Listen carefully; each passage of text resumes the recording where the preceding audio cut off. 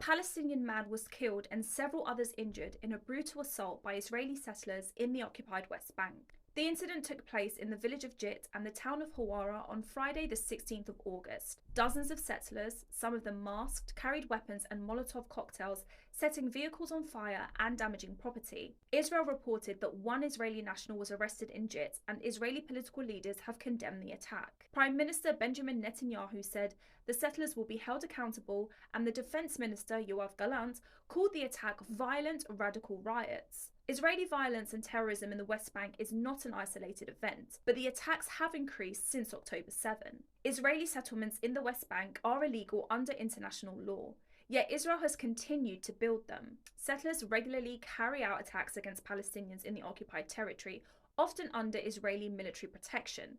This includes destroying property, burning olive trees, attacking farmers, stealing livestock, and even killing Palestinians. From October 7, 2023 to August 5, 2024, the UN's Office for Coordination of Humanitarian Affairs has reported around 1,250 attacks by Israeli settlers.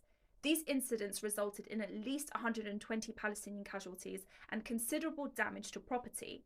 But the Israeli authorities and forces are also guilty of attacks on Palestinians living in the West Bank. According to OCHA, between 7 October 2023 and 12 August 2024, 594 Palestinians were killed, 115 of them children, in the West Bank, including East Jerusalem. Since October 7, OCHA has recorded 28 incidents of airstrikes focusing on refugee camps and other areas. Additionally, the number of search and arrest operations conducted by Israeli forces nearly doubled compared to the previous year, particularly targeting regions such as Jenin, Tulkarm, and the Nur Shams refugee camps. Between 7 October 2023 and 12 August 2024, Israeli authorities demolished, confiscated, or forced the demolition of 1,380 Palestinian structures across the West Bank, displacing more than 3,100 Palestinians, including 1,375 children.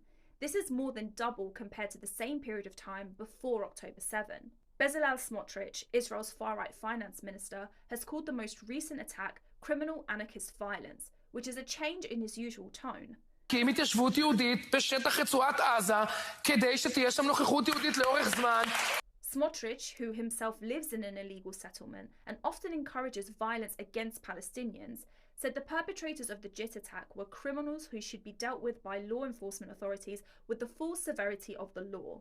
The ongoing war in Gaza has drawn significant international attention, but the rising violence from Israeli settlers has led the US, EU and UK to impose sanctions on some settler leaders and for the first time on entire settler outposts.